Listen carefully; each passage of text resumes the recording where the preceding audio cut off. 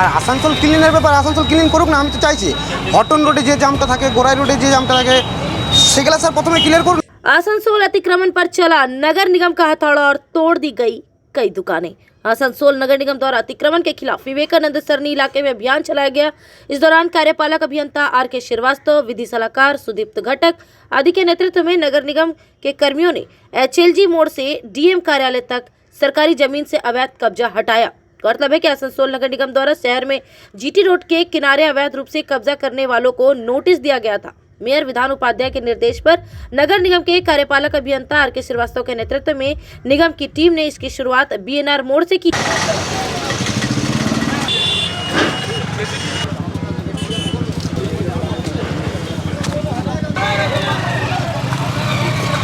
GT road और विवेकानंद सरनी के किनारे अतिक्रमण करने वालों को नोटिस भी दिया गया था और गुरुवार की रात माइकिंग के जरिए स्थान को खाली करने के लिए भी कहा गया था। इस नोटिस में कहा गया था कि सरकारी जमीन पर अवैध रूप से कब्जा कर बनाए गए निर्माण को 3 दिन के अंदर हटा लिया जाए, अन्यथा नगर निगम द्वारा कानूनी कार्रवाई की जाएगी। इस अभियान के बाद TMC पार्षद रणवीर सिंह भरारा ने सवाल उठाते हुए कहा कि ये अभियान सभी जगह चलेगा या सिर्फ दिखावे के लिए होगा। शहर में लोगों को चलने के लिए फुटपाथ पर जगह नहीं है। GT रोड के किनारे कब्जा किया गया है। मुर्गासोल, उषाग्राम, रामबंधु तालाब इलाके में निगम की जमीन पर कब्जा कर दुकान, गोदाम आदि चलाए जा रहे हैं, जिससे निगम को कोई टैक्स भी नहीं मिल रहा है। उस पर भी कार्रवाई की जरूरत है। সরাচ্ছে বলতে দেখুন বেআইনিভাবে এরকম তো মানুষ বসে না, পেটের জ্বালাতেই বসে।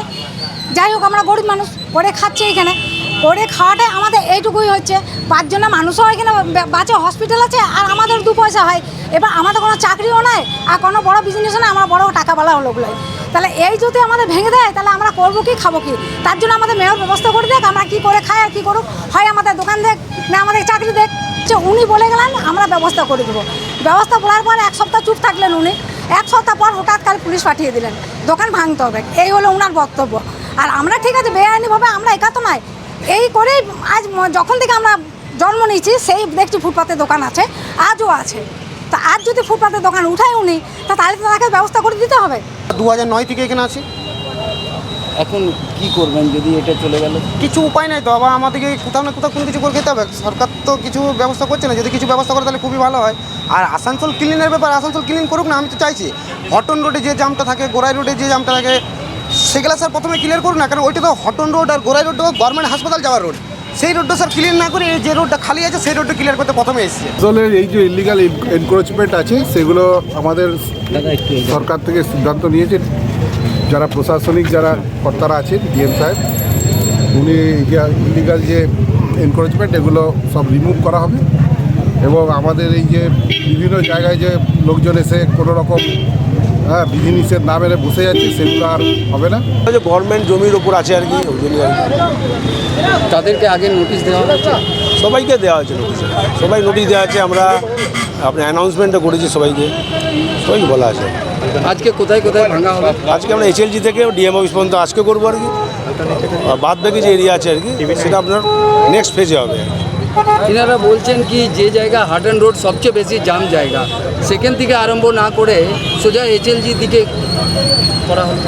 সেটা এখন অথরিটির ব্যাপার আছে, তো এটা আমাদের ব্যাপার নয়। অথরিটি আমাদেরকে যেদিকে দেবে ইনস্ট্রাকশন দেবে আর কি, আমরা সেই দিক থেকে করবো অ্যাকশন।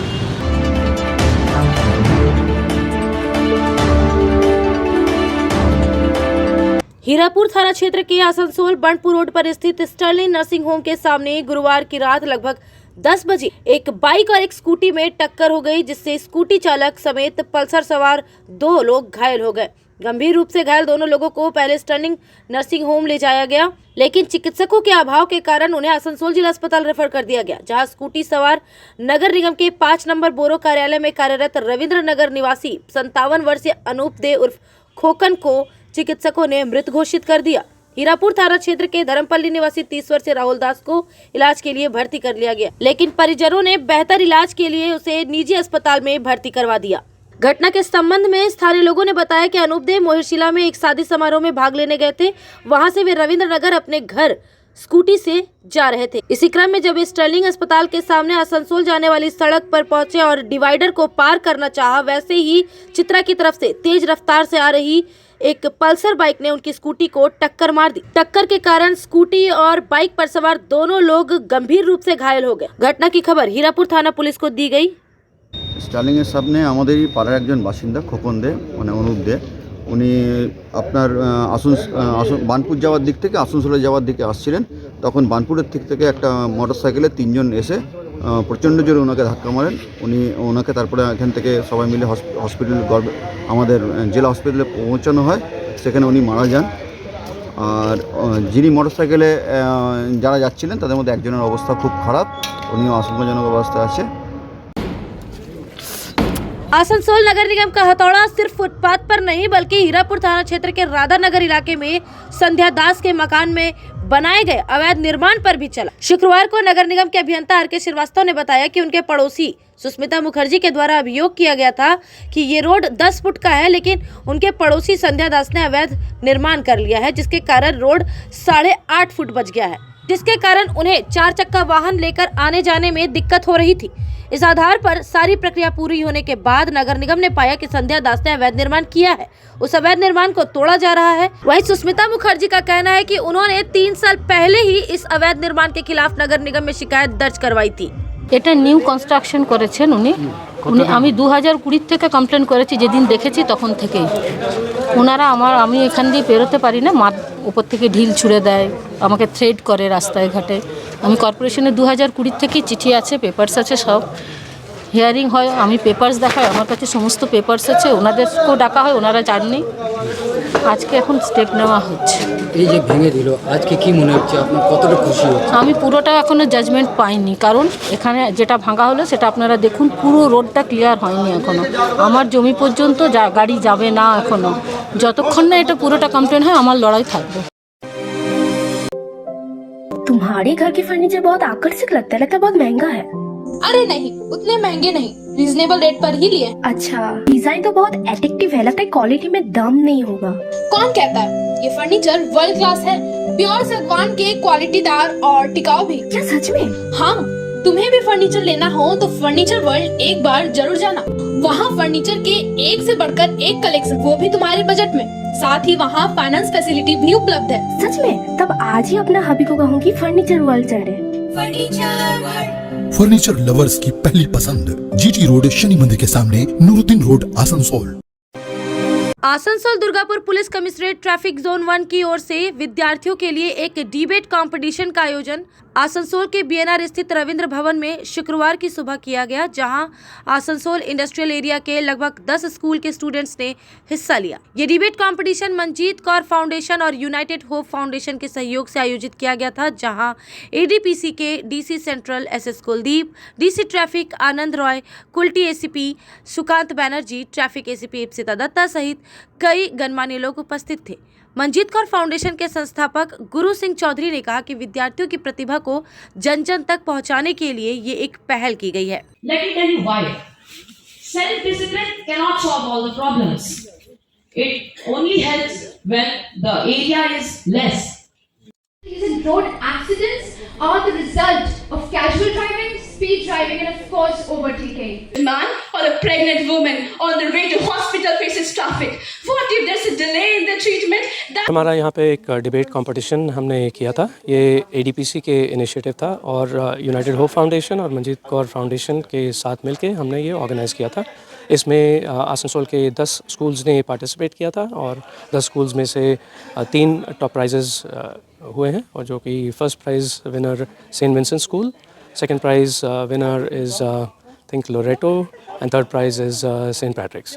तो ये डिबेट कंपटीशन आज इसी विषय में हुआ था। इससे पहले जो डिबेट कंपटीशंस हुए हैं बाकी स्कूल्स में, उसमें सब में एवरेज 10 बच्चे पार्टिसिपेट कर रहे थे, और वहाँ के जो गिने चुने जो फर्स्ट प्राइज़ जिन्होंने स्कूल्स में जीता है वो लोग आके यहाँ पे डिबेट किए आज। आपका नाम? मेरा नाम गुरु सिंह चौधरी, मैं मंजीत कौर फाउंडेशन का फाउंडर हूँ।